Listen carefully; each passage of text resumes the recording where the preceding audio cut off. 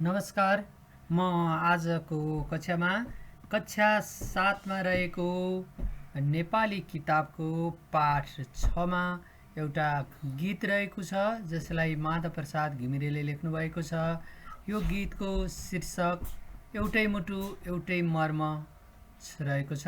यसलाई कतै कतै कविता पनि भनिन्छ र यो चाहिँ लोकलयमा अथवा सवाई छन्दमा रचित एउटा लोक लयमा आधारित अथवा लोक शैलीमा लेखिएको एउटा गीत हो र अब यसलाई कसैले झ्याउरे छन्द अथवा सवाई छन्दको कविता पनि भनेर कतै कतै पढ्ने गरिन्छ र यसै कवितामा रहेको यसको लय वाचन, यसको भावार्थ र यसभित्र रहेका केही अभ्यासहरू र त्यसमध्येको पनि महत्त्वपूर्ण अभ्यास म यहाँ प्रस्तुत गर्न लागेको छु र भाव विस्तार र त्यसपछि अरू सामान्य शब्द भण्डार लगायतका अभ्यासहरूको बारेमा पनि म चर्चा गर्छु र सबभन्दा पहिला यसको लय वाचन, त्यसपछि यसको भावार्थ अनि त्यसपछि यसको भाव विस्तार र त्यसपछि अन्य अभ्यासहरूमा पनि म आजको कक्षामा चर्चा गर्नेछु र सबभन्दा पहिला सुरु गरौँ यसको लय वाचनबाट। यो झ्याउरे छन्दमा छ र यसमा जम्मा 16 अक्षरहरू रहेका छन्। लगभग कतै कतै बढी भए पनि सामान्यतया 16 अक्षरहरू रहेका छन् र यसमा उच्चारणका आधारमा यसका 16 अक्षरहरू छन् र ती 16 अक्षरमा चाहिँ हामीले प्रत्येक 5-5 अक्षरमा र अन्तिममा 6 अक्षरमा चाहिँ विश्राम लिँदै गायौँ भने अथवा यसलाई यो लोक छन्द हो र यसलाई आफ्नै तरिकाले विभिन्न तरिकाले पनि गाउन सकिन्छ र लोक लय अन्तर्गतको पनि सवाई लय सवाई छन्दमा यो गीत सजिएको छ र त्यही म अब वाचन गर्न गइरहेको छु। सुरु हुन्छ यो गीतको लय वाचन जसलाई माधव प्रसाद घिमिरेले लेख्नु भएको छ र माधव प्रसाद घिमिरे राष्ट्रकविका रूपमा पनि हामीले चिरपरिचित व्यक्ति हौँ। सुरु हुन्छ है त। ढोकाको अघि धुलामा बसी म कति गाउँला, ढोकाको अघि धुलामा बसी म कति गाउँला, हे प्रभु तिम्रो मन्दिरभित्र कहिले आउँला, हे प्रभु तिम्रो मन्दिरभित्र कहिले आउँला, आँगनी छेउ गाइने गाउँछ दिलको सवाई, आँगनी छेउ गाइने गाउँछ दिलको सवाई, अछुत भाइ हृदय चुन्छ सारङ्गी बजाई, अछुत भाइ हृदय चुन्छ सारङ्गी बजाई, सबैको एकै हाड र मासु रङ्ग र रोगन, सबैको एकै हाड र मासु रङ्ग र रोगन, देहमा दिल दिलमा ईश्वर अछुत नभन, देहमा दिल दिलमा ईश्वर अछुत नभन, ईश्वरको छोरो मान्छेको भाइ मान्छेले छुँदैन, ईश्वरको छोरो मान्छेको भाइ मान्छेले छुँदैन, यो भन्दा ठुलो निर्घिनी पाप संसारमै हुँदैन, यो भन्दा ठुलो निर्घिनी पाप संसारमा हुँदैन। एउटै मुटु एउटै मर्म एउटै ईश्वर, एउटै मुटु एउटै मर्म एउटै ईश्वर, भेद र भाव मेटेर पसौँ प्रेमको ईश्वर, भेद र भाव मेटेर पसौँ प्रेमको ईश्वर।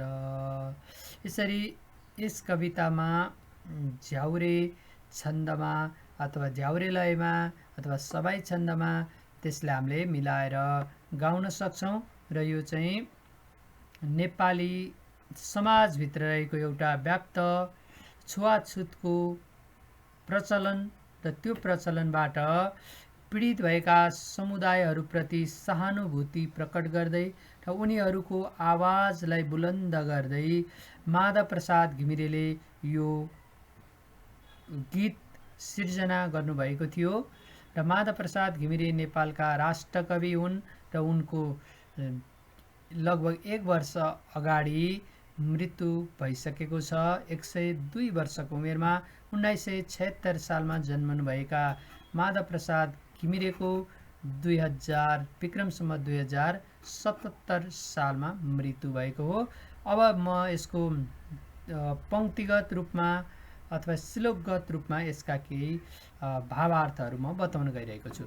ढोकाको अघि धुलामा बसी म कति गाउँला, हे प्रभु तिम्रो मन्दिरभित्र कहिले आउँला भनेर यसरी कविताको उठान चाहिँ यहाँ हाम्रो चित्रमा पनि देख्न सक्छौँ। यो चित्रमा यहाँ माथि मन्दिर रहेको छ र मन्दिरका यता मन्दिरको छेउमा अलिकति टाढा चाहिँ भुइँमा बसेर अथवा ढोका मन्दिरको ढोकाभन्दा अलि टाढै बसेर धुलो भुइँमा बसेर चाहिँ एकजना व्यक्तिले सारङ्गी बजाइरहनु भएको छ र उहाँको साथमा अन्य व्यक्तिहरू ताली बजाएर गाइरहनु भएको छ। यसको अर्थ के हो भने केही समुदायहरूले चाहिँ आफूभन्दा अलि निम्न स्तरको अथवा जसले आफ्नो आवाज उठाउन सक्दैन उनीहरूलाई चाहिँ छुवाछुतको भावना राखेर मन्दिरभित्र चिर्नु हुँदैन भन्ने भावना राखेर समाजबाट पीडित भएका हुनाले उनीहरू चाहिँ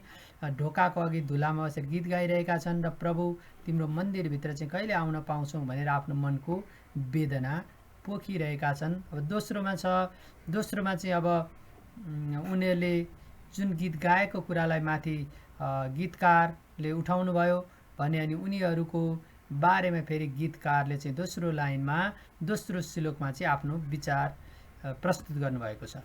आगनी छेउ गाइने गाउँछ दिलको सवाई, अछुत भाइ हृदय छुन्छ सारङ्गी बजाई भनेर यसरी यसलाई फरक फरक तरिकाले प्रस्तुत गाउन नि सकिन्छ। यहाँ चाहिँ के भनेको छ त माथि उनले गाएको गीतलाई फेरि यहाँ उद्धृत गर्दै उनले भनेका छन् गाइनेहरू भन्ने बित्तिकै अहिले पनि हामीले कतिपय ठाउँहरूमा सारङ्गी बजाउँदै गीत गाइरहेको देख्छौँ। उनीहरूको चाहिँ पुर्ख्यौली पेसा गायन छ र उनीहरूलाई गन्धर्व भनेर पनि चिनिन्छ। र उनीहरूको बारेमा चाहिँ यहाँ गीतकारले के भनेका छन् त उसले चाहिँ दिलको सवाई भन्नाले चाहिँ मनको भाका मनको लय चाहिँ उसले चाहिँ सारङ्गी बजाएर गाइरहेको छ र त्यसले चाहिँ हामी सबैले अछुत भने तापनि सबैको मन र हृदय छुनी गीत गाउने यस्ता सिर्जनाका प्रतिभाका खानी व्यक्तिहरूमाथि भएको छुवाछुतले चाहिँ उनीहरूमाथि अन्याय भएको छ भन्ने आशय कविले प्रस्तुत गरेका छन्। अर्को पंक्तिमा छ सबैको एकै हाड र मासु रङ्ग र रोगन, देहमा दिल दिलमा ईश्वर अछुत नभन, देहमा दिल दिलमा ईश्वर अछुत नभन भन्नाले अब यहाँ चाहिँ के छ भने सबै मानिसहरूको हेर्दाखेरि देखिने रङ रोगन आकृति उस्तै हुन्छ र सबैको शरीर हाड मासुले बनेको हुन्छ, सबैको रगत रातो नै हुन्छ भने चाहिँ सबैको ईश्वर भनेको एउटै हुन्छन् र जो चाहिँ मानिसको शरीर अथवा शरीरमा बस्छन्, मानिसको शरीरमा मन हुन्छ र त्यही मनभित्र चाहिँ ईश्वर हुन्छन्। त्यसकारण कोही मानिस सानो र कोही ठुलो हुँदैन। त्यही भएर चाहिँ कसैलाई अछुत भन्ने काम चाहिँ नगरौँ भन्दै त्यो जसले अछुत भन्छ त्यो वर्गप्रति चाहिँ कविले आग्रह गरेका छन्। अब अर्को रहेको छ, ईश्वरको छोरो मान्छेको भाइ मान्छेले छुँदैन, यो भन्दा ठुलो निर्घिनी पाप संसारमा हुँदैन भनेर। अब यसमा चाहिँ ईश्वरको छोरो मान्छेको भाइ मान्छेले छुँदैन भन्नुको मतलब मानिसहरू जो जति छन् तिनीहरू ईश्वरकै सन्तान हुन्, ईश्वरका छोराछोरी हुन् भने मान्छे पनि आपसमा के हो त भाइ भाइ हो। त्यसकारण चाहिँ जसले चाहिँ एउटा मान्छेले अर्को मान्छेमाथि छुनु हुँदैन भन्ने खालको भावना राख्छ त्यो मान्छे चाहिँ अथवा त्यसले चाहिँ यो विश्वमै अथवा संसारमै भएको भन्दा ठुलो चाहिँ घिनलाग्दो र लाजमर्दो खालको व्यवहार गरेको हुन्छ र त्यसलाई चाहिँ ठुलो पाप लाग्ने छ भन्दै गीतकारले यो आवाज उठाएका छन्। अन्तिम छ, यो गीतको अन्तिम लय छ, एउटै मुटु एउटै मर्म एउटै ईश्वर, भेद र भाव मेटेर पसौँ प्रेमको ईश्वर, भेद र भाव मेटेर पसौँ प्रेमको ईश्वर। यसरी मानिसहरू जो जति छन् सबैको एउटै मुटु एउटै मर्म एउटै ईश्वर भन्नुको मतलब हामीले विभिन्न नामले पुकारे तापनि विभिन्न नामले पूजाआजा गरे तापनि आखिर ईश्वर भनेका एउटै छन् र त्यो पनि कहाँ छन् त मानिसहरूको मुटुभित्र बस्छन्। अथवा मान्छेको मन सफा छ, मान्छेले त्यागी छ अथवा मान्छे राम्रो काम गर्छ भने त्यो नै ईश्वर हो भने जो नराम्रो खराब काम गर्छ त्यो नै दानव हो। त्यसकारण चाहिँ सबै मान्छेको एउटै मुटु हुन्छ, वेदना पीर व्यथा अथवा बुझ्न सक्ने संवेदना पनि एउटै हुन्छ भने संसारमा ईश्वर पनि एउटै छन्। त्यसकारण कसैले भेदभाव गरेर नगरौँ र भेदभाव नगरिकन सबैलाई जुन जुन देवता भगवानहरूका मन्दिरहरू त्यस्ता स्थानहरू छन् जहाँ गएर चाहिँ पूजाआजा गरिन्छ त्यस्तो ठाउँमा चाहिँ निर्बाध रूपमा पस्न दिउँ, निर्बाध रूपमा पूजाआजा गरौँ र निर्बाध रूपमा ध्यान तपस्या के गर्ने हो त्यो धर्मअनुसार त्यो सबै गर्न सक्यो भने मात्रै सबैले चाहिँ प्रेमको अथवा सद्भावको ईश्वर प्राप्त गर्न सकिन्छ भन्दै यो कवितामा छुवाछुतको भावनाप्रति विरोध गर्दै अथवा त्यो प्रथा ठिक होइन भनी आशयका साथ कवि अथवा गीतकारले यो गीत रचना गर्नुभएको छ। यसभित्रको अभ्यासको कुरो गर्दाखेरि अभ्यासहरू सामान्य नै छन्, त्यति धेरै अप्ठ्यारा रहेका छैनन्। यसका केही अभ्यासहरू पनि म सरसर्ती छोटकरीमा भनिदिन्छु। पछि र त्योभन्दा अगाडि चाहिँ प्रश्न नम्बर 4 मा रहेको यसको भाव विस्तारलाई चाहिँ पहिला प्रस्तुत गरौँ र त्यसपछि बाँकी अभ्यासहरूको बारेमा पनि म सरसर्ती भनिदिन्छु। जस्तै हामीले यो कविता पढिसकेपछि भाव विस्तार भन्ने बित्तिकै के बुझ्नुपर्छ भने यो भाव भन्नाले कुनै पनि कुराको अर्थ रहेको हुन्छ र त्यसको विस्तार भन्नाले त्यसलाई त्यसका सन्दर्भहरू त्योसँग सम्बन्धित कुराहरू त्यसले भन्न खोजेको कुरालाई विस्तृत रूपमा बढाएर विस्तार गरेर लेख्नु नै के हो त भाव विस्तार हो। र यस गीतभित्र पनि एउटा हामीलाई 2 लाइन गीतका 2 लाइन दिएको छ र त्यसको भाव विस्तार गर भनेको छ र यसलाई कसरी गर्ने मैले यहाँ नमुना लेखेको छु र यो सँगसँगै यस्तै तरिकाले तपाईले लेख्न सक्नुहुन्छ र यही लेख्नुपर्छ भन्ने चाहिँ छैन। हामीले जहिले पनि भाव विस्तार गर्दा सुरुको लाइनमा चाहिँ त्यो परिचयात्मक अथवा परिचय अनुच्छेद लेख्छौँ। त्यसभित्र चाहिँ यो दिएका हरफहरूका बारेमा छोटो परिचय, कुन पाठबाट हो, कसले लेखेका हुन्, अथवा यो कुन विधा हो भन्ने कुरा टुङ्ग्याइन्छ भने त्यसै गरी अन्यमा दोस्रोमा चाहिँ दिएका हरफहरूको व्याख्या विश्लेषण र अन्तिममा चाहिँ के गरिन्छ त त्यसको बारेमा विस्तृत वर्णन गरिन्छ। अब यसलाई कतिपय ठाउँमा यसलाई कवितै भनेर नि पढिन्छ र यहाँ मैले कविता भनेर यहाँ लेखेको छु। यसमा कविताको ठाउँमा हामी गीत भनेर सच्याउन सक्छौँ। यसलाई म सच्याइ पनि हाल्छु।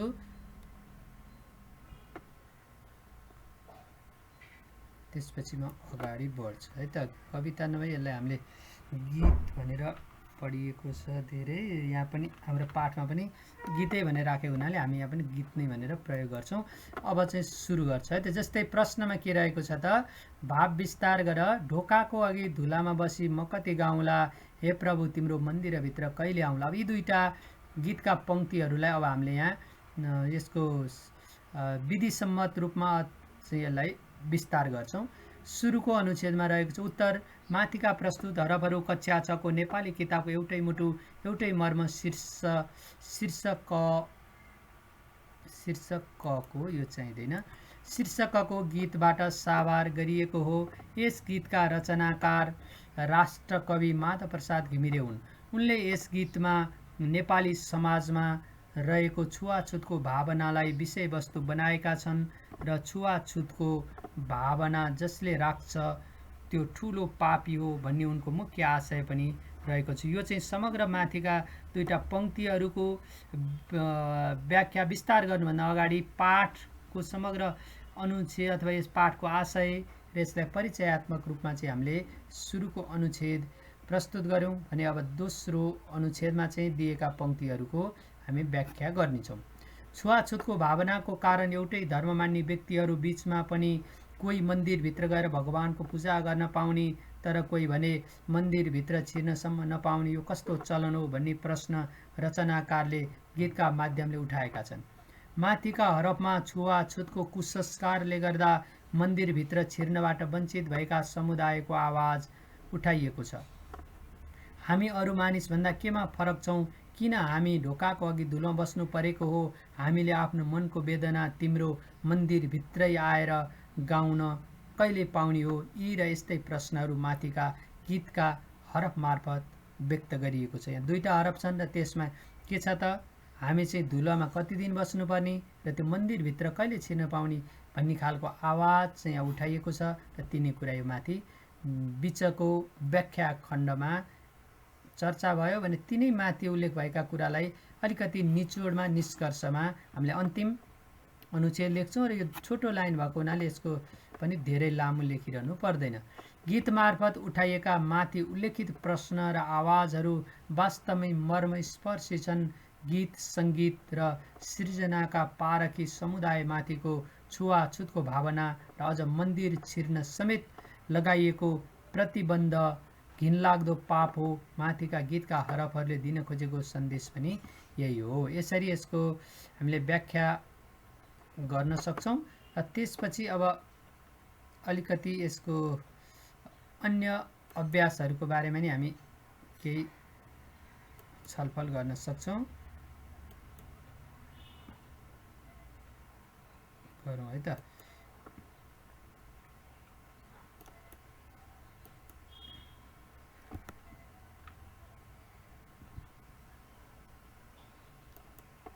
यसको अभ्यासमा हेरौँ। म अभ्यासमा हेरेर हामी यसको केही छलफल गर्न सक्छौँ।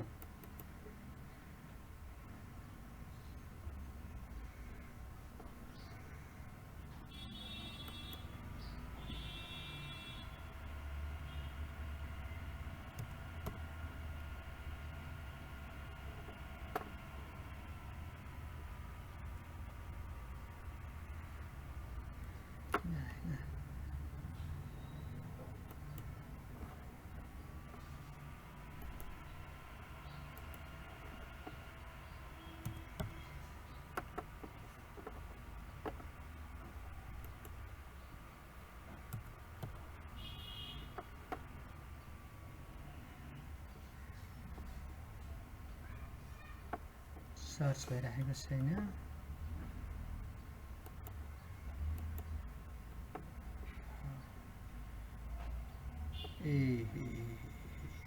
अर्कै परेछ है। हामी कक्षा 6 को भनेको एकछिन यसको अभ्यासहरू म देखाउन गइरहेको छु र यसको अभ्यासमा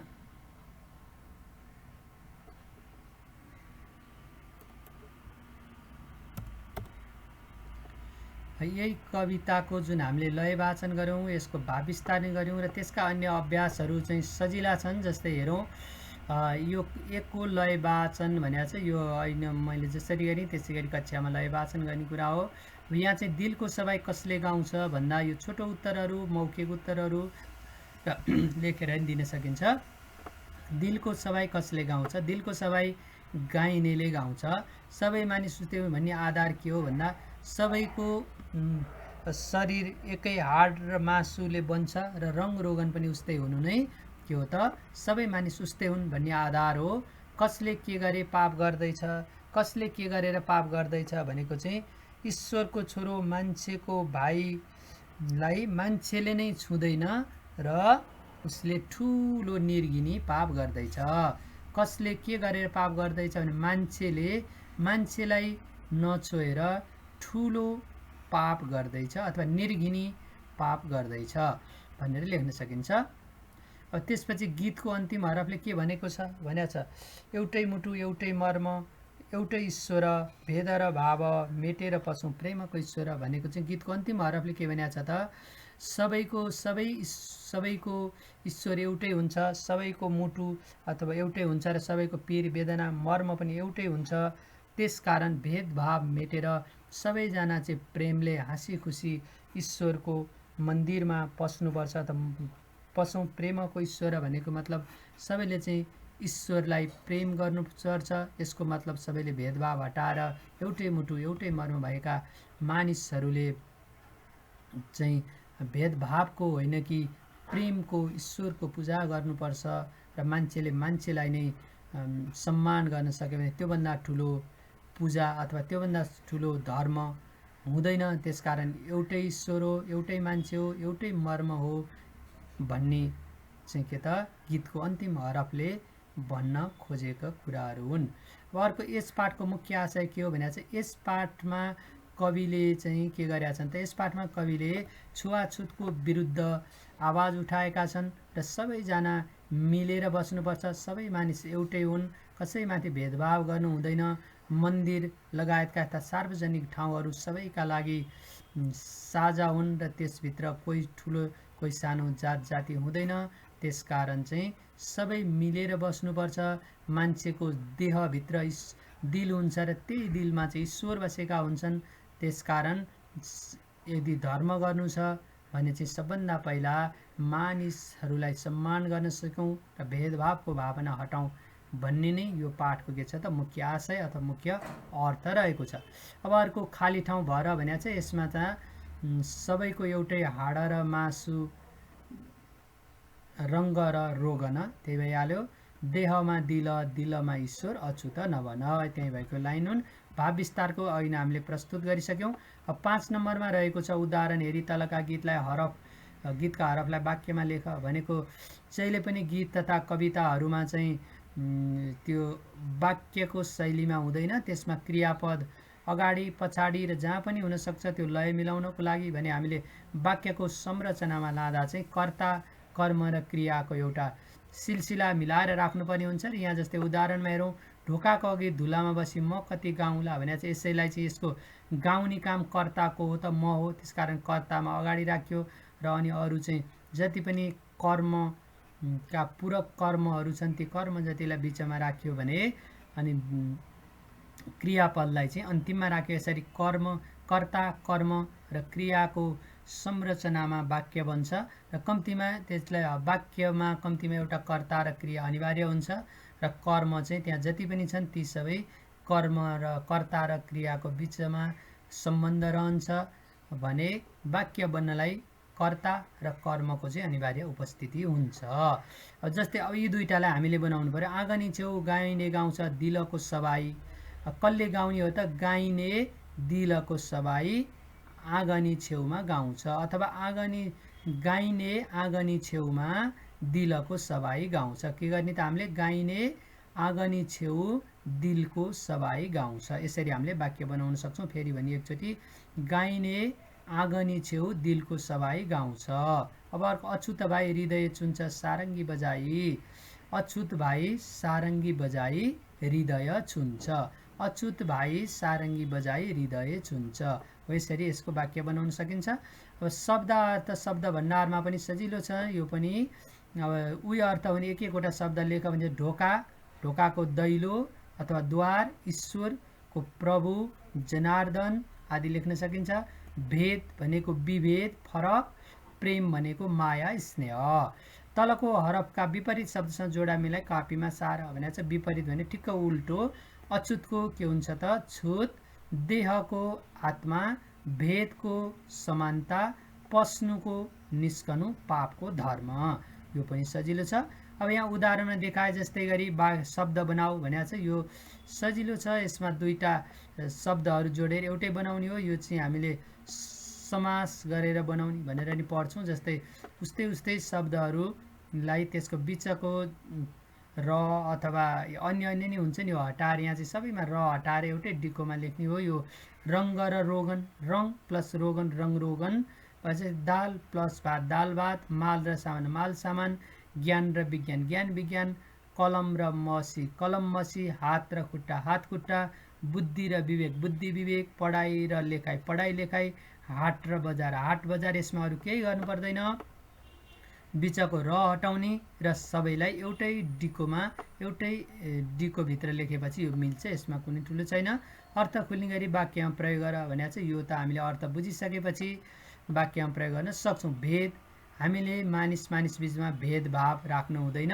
निर्घिनी त मान्छेले मान्छेलाई गर्ने छुवाछुतको व्यवहार चाहिँ सबभन्दा ठुलो निर्घिनी पाप हो। मर्म, प्रत्येक मानिसको एउटै मर्म रहन्छ। सारङ्गी, गाइने दाई सारङ्गी बजाउनुहुन्छ।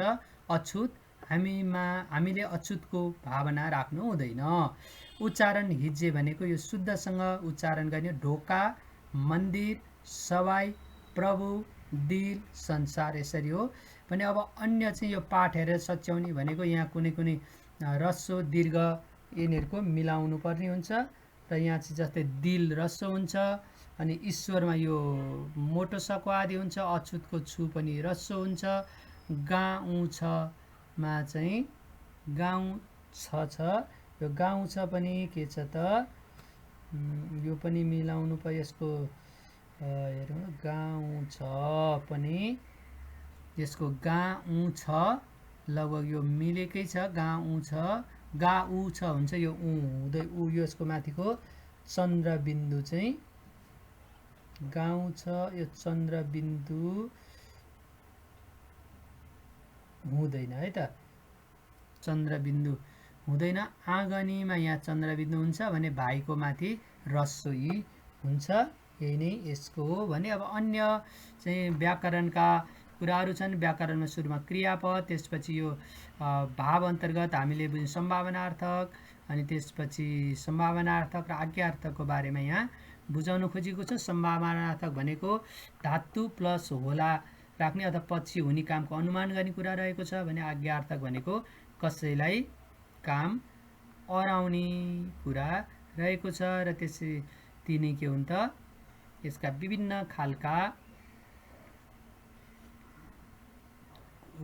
अभ्यासहरू रहेका छन्। र व्याकरणको अभ्यासहरूका बारेमा व्याकरणका पाठहरूमा व्याकरण पढ्दा पनि अवश्य बुझ्नुहुनेछ भन्दै आजलाई चाहिँ विशेष गरी मैले लय वाचन र भाव विस्तारमा केन्द्रित गरेर बनाएको यो भिडियो यति नै।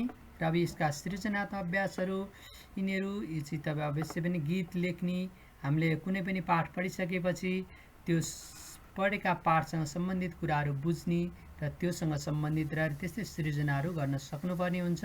र आजलाई चाहिँ यति नै। र अन्य अभ्यासहरूको लागि यो च्यानल हेर्दै रहनुहोला, सब्सक्राइब पनि गर्दै रहनुहोला भन्दै आजलाई यहीँ टुङ्ग्याउँछु। हस्त।